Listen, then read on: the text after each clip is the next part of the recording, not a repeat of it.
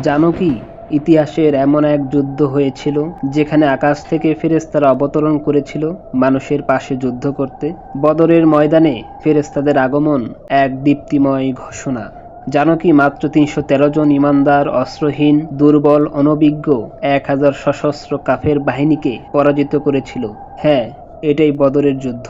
এটাই সেই দিন যেদিন মাটি ও আকাশ একসাথে দাঁড়িয়েছিল হকের পক্ষে। এটাই সেই ইতিহাস যেদিন আল্লাহ রব্বুল আলামিন কেবল ঈমান ও তাকওয়ার শক্তিকে বিজয়ী করেছিলেন, সেনা শক্তিকে নয়। তুমি কি কল্পনা করতে পারো, রাসূল সাল্লাল্লাহু আলাইহি ওয়াসাল্লাম সেই রাতে সিজদায় কাঁদছেন। তিনি বলছেন, হে আল্লাহ, যদি আজ এই দলটি ধ্বংস হয়ে যায় তবে আর কেউ থাকবে না যে তোমার নাম নিবে দুনিয়ায়। সে দোয়া ছিঁড়ে দেয় আকাশের স্তর।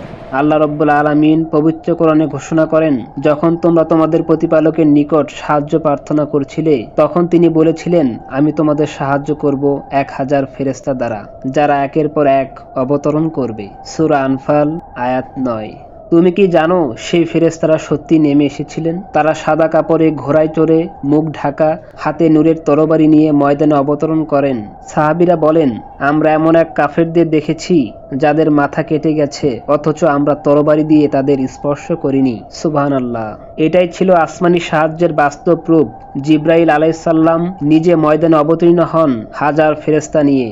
তাহলে প্রশ্ন জাগে, কেন এই সাহায্য এসেছিল বদরের প্রান্তরে? ৩১৩ জন জিতেছিল হাজারের বিরুদ্ধে।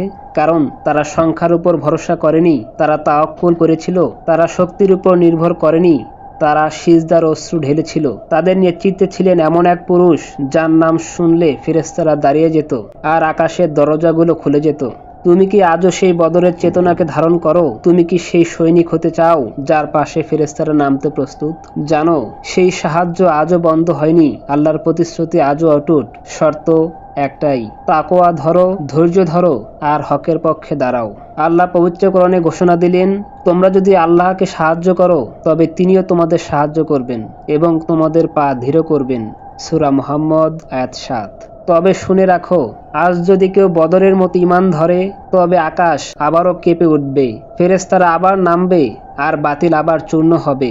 বদরের প্রান্তরে একদিন যা ঘটেছিল তা গল্প নয়, তা কল্পনাও নয়, তা এক আসমানি বাস্তবতা। তুমি যদি বদরের পথে হাঁটো তবে আকাশের সৈন্যরা আজও তোমার পাশে হাঁটবে, ইনশাআল্লাহ।